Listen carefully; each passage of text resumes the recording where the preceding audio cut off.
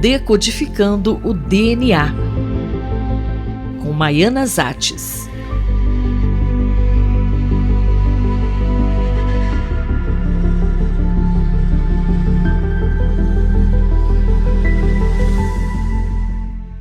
Hoje, a professora Maiana Zates comenta um artigo publicado na revista Science Translational Medicine sobre um novo estudo importante.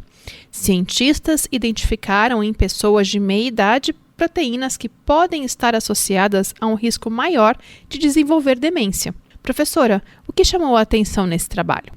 O surpreendente é que a maioria dessas proteínas tem funções que não estão associadas ao funcionamento cerebral.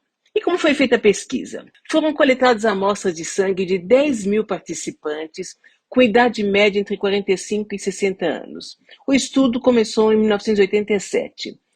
Os participantes foram avaliados durante 3 décadas com retornos bianuais. E dentre eles, 1 em cada 5 desenvolveram demência. Os pesquisadores investigaram quais proteínas tinham níveis anormais e identificaram 32 que, quando estavam desreguladas, foram associadas a um risco aumentado de desenvolver demência. A surpresa foi que algumas dessas proteínas, com níveis anormais no sangue, não estão presentes no cérebro, como, por exemplo, a proteína GDF15.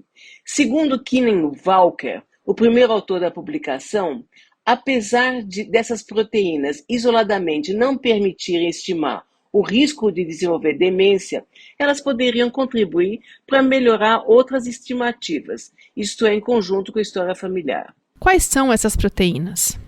Algumas estão presentes no cérebro, mas a maioria delas agem em outras regiões do corpo.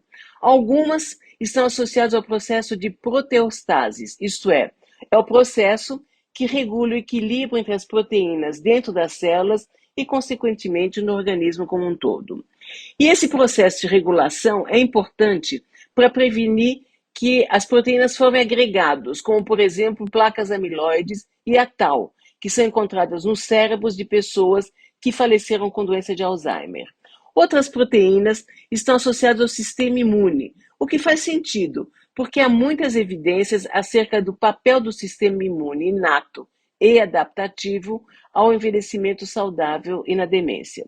De fato, nas nossas pesquisas em busca de mecanismos de resistência em idosos que se curaram de Covid ou permaneceram assintomáticos apesar de expostos, variantes genéticas associadas à resposta imune apareceram como variantes protetoras. E qual é a importância de estudos como esse? Ainda há muito o que investigar para entender melhor os mecanismos pelos quais essas proteínas estariam associadas à demência, antes que elas possam ser usadas em tratamentos que possam beneficiar os seres humanos. Mas elas abrem as portas para novas pesquisas, que poderiam significar intervenções precoces e terapias personalizadas.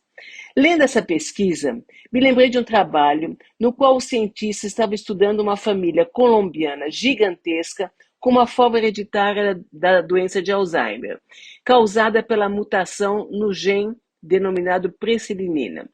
Essa mutação causa uma forma precoce de doença de Alzheimer e havia inúmeros afetados em várias gerações.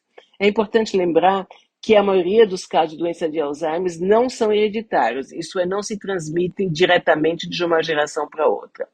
Mas nessa família colombiana, o surpreendente foi que uma senhora de 70 anos que tinha a mutação, mas não tinha perda cognitiva, havia inúmeras placas amiloides no cérebro, mostrando que a presença dessas placas nem sempre confirma o diagnóstico de doença de Alzheimer.